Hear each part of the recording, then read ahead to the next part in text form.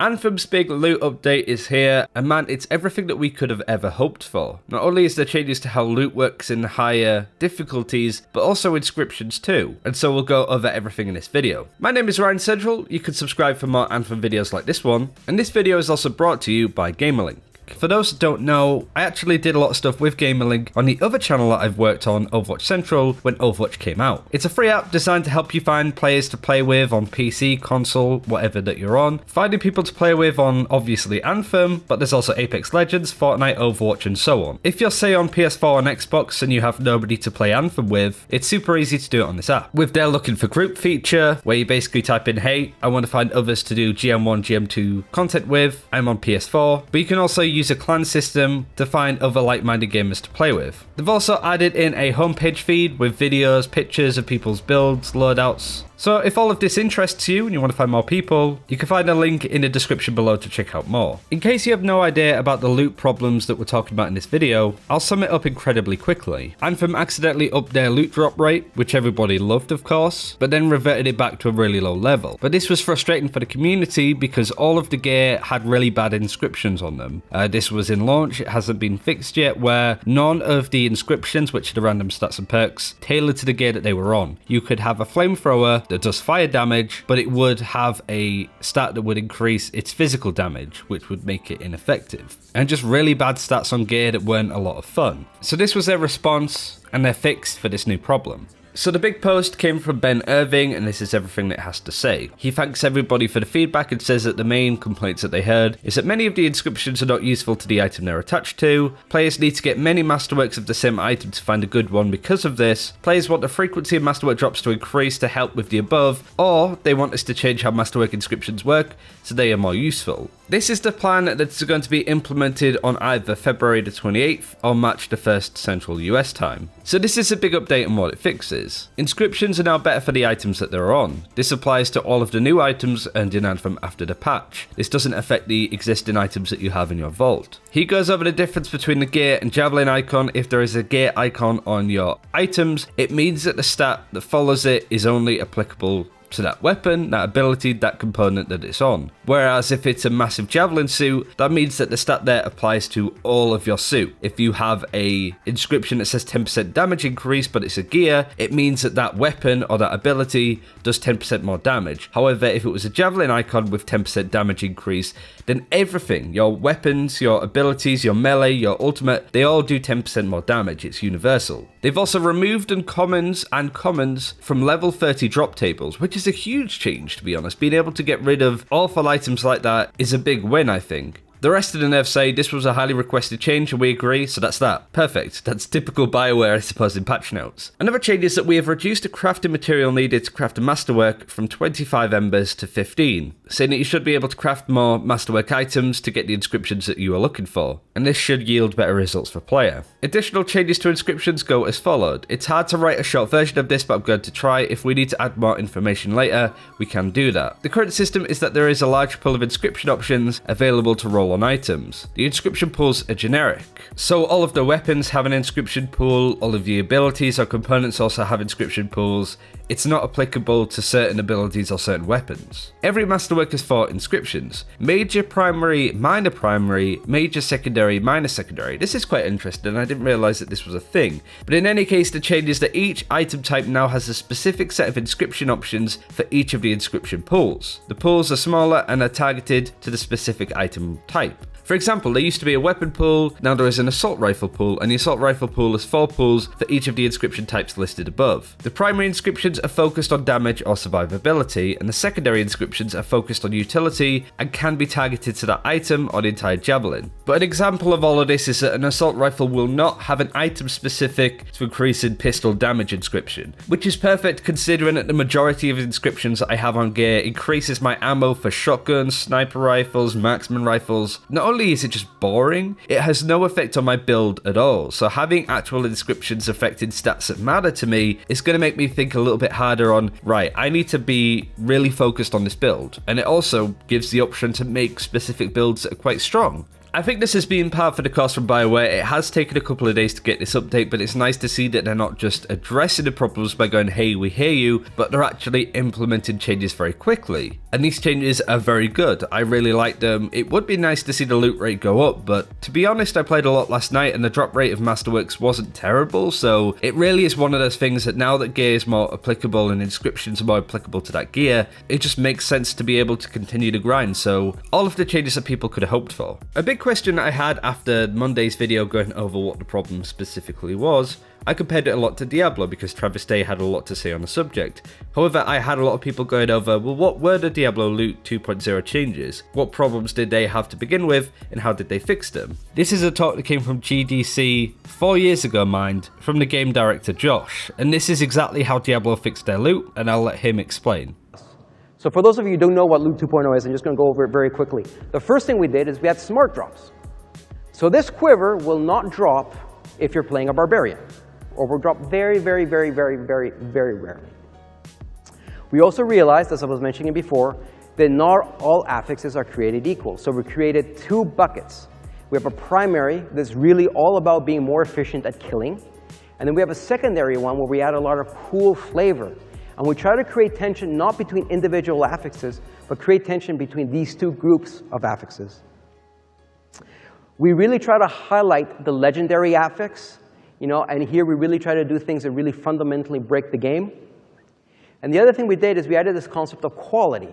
Now, one of the problems I felt that our players had, and we got this from Focus Test, is that when they would get an item, they didn't know how good that item was. And that's because we didn't show them the delta of the item. So now when you hold down the control key, you can actually see, hey, this item is a massive upgrade because it's in the 99th percentile. I actually feel awesome about it, and you do feel awesome. And then finally, the compare tooltips are still there, but they're at the bottom, right? Because they don't matter as much anymore because we really addressed a lot of the other big things that really was hurting Diablo 3 at launch. I really do like the factor of major and minor affixes, main stats that your gear should have, and then smaller stats which would be increasing your ammo reserve, increasing your harvest bonus, how long you fly in the air. They aren't main stats, but damage, cooldown on abilities, elemental damage, elemental effects, that's all incredibly important and needs to be the main focus. And I hope that the new loot changes to Anthem also do a similar thing there. Really focusing on damage, cooldowns, elemental damage, and having secondary stats focus on harvest bonus, ammo pickup, that kind of stuff. Nobody wants a legendary weapon that just increases your ammo on 4 different types of weapons. That's just uninspired, I guess is the best way to describe it. One of the secondary stats in the game would be luck. Luck is an important stat. It increases the chance that you get better rarity gear. So players have of course been stacking all of the luck gear that they have to get like 250% luck bonus, but still getting crap loot. So there was a lot of questions on how luck actually works on gear, and we actually have an answer for this. This came from a Reddit post from Mr. Sippy Fist, God I love Reddit usernames, comparing different luck states that they had on gear, and then comparing how many Masterworks, Legendaries, Epics they got in comparison. They compared how much they got from 100 kills of Ursixi with 89% luck, 218% luck, and then 0% luck. And it was a small data pool, but you can see that there's a bit of a weird difference here, and it left a lot of people confused. I'm not really too bothered about focusing on that. But Brendan Holmes, who is the technical design director, came in to say some basic details about luck and how it currently works. It is threshold based. The last threshold is once you get over 190, and it affects drop rate and rarity. So not only does it affect rarity, but it also increases your drop rate too. He says that the results might be a bit skewed because you're using Ursix as an example, which have an inflated chance to drop items. Probably best to use other basic enemies. He goes on to say that there's formulas and it's very confusing, but a really good question that came out is it'd be awesome if we knew what the thresholds were though, and how much of a diminishing return there is as these thresholds increase.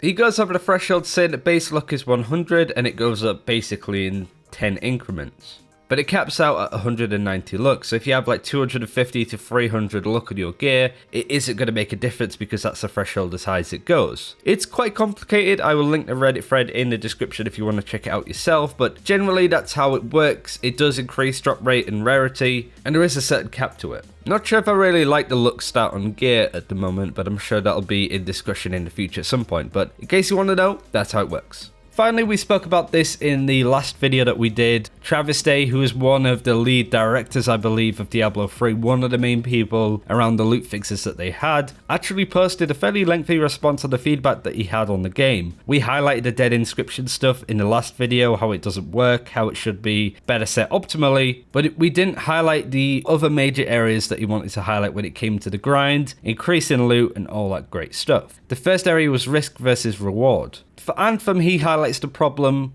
that it seems that the 3 different strongholds have different relative tuning to the final boss encounters. The Tyrant Mine is a lot easier than Temple of the Scar, which is easier than the Heart of Rage in terms of overall difficulty. He then goes on to say that there doesn't seem to be any form of reward incentive to justify the scaling between the 3 dungeons. He isn't just complaining, he does give some solutions. He says whether it's bringing the dungeons into the same relative difficulty scale or increasing the rewards to match the difficulty, either direction is reasonable depending on the design goals. But at present it's considerably mismatched in both directions. Basically, there's no reason to do the Temple of the Scar or the Heart of Rage, because it's so much easier to do the Tyrant Mine, you get the same amount of gear, and it's a lot more efficient. Another problem has a similar sort of theme. If the intent is that the dungeons are tiered, then that is something that definitely needs to be addressed. If the intent is that the dungeons are comparable in difficulty, then the lack of a bonus or incentive to diversify which dungeon I should run is an issue. Players will generally follow the path of least resistance, and that means running Tyrant Mines repeatedly, which we just mentioned. This also increases the speed at which players will burn out since the game feels shallow and lacks variety. The solution he provides is add a random stronghold to the available mission queues and attach some kind of luck/magic bonus for doing it. So every day it might be, do the Temple of the Scar today and you have more of a chance of getting a Masterwork or Legendary. It's a good way to sort of spice things up, because right now, doing Strongholds there's no real reason to, other than to farm gear over and over again.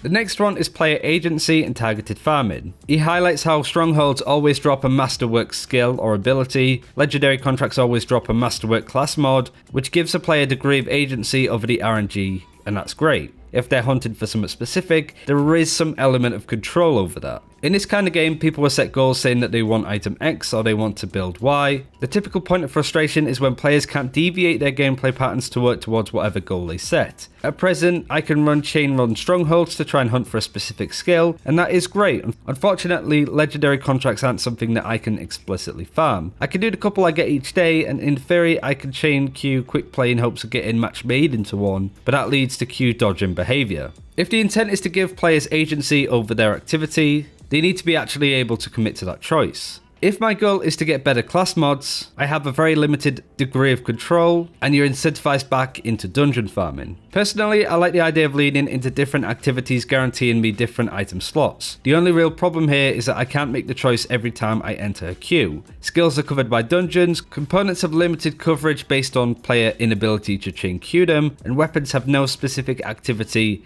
directly offering them. So the game needs more way to farm specific things, abilities, weapons, components. It's easy for abilities because you just do strongholds, but for everything else, it's a little bit more difficult. There needs to be specific carrots to chase for people there, and there isn't a lot of carrots in Anthem to begin with. And finally, lack of granularity and difficulty. As it stands, the difficulty jump between GM1 and GM2 is big enough that once you reach the point where GM1 feels trivial and attempt to enter GM2, you find enemies feeling like bullet sponges who one-shot the frailer classes in the party. This goes from this is trivial to this is hard and definitely not worth my time and energy, and it causes players to continuously farm content that is easy without ever feeling that they should put themselves in position where they are reasonably challenged. Going from the hard difficulty to GM1 felt great. The early power jumps provided by the introduction of Masterwork felt good. GM1 went from being holy shit hard to this is trivial over the course of Masterwork and Legendary acquisition. Unfortunately, the transition between GM1 and GM2 doesn't deliver that experience. Either tuning for GM1/3 needs revision, or new intermediate difficulties should exist. I've also seen people really highlight that GM2 and GM3 need specific gear that you can't get anywhere else in order to help this grind travel up. And I completely agree. What is the point in doing GM2/3 stuff when you can get the same gear in GM1?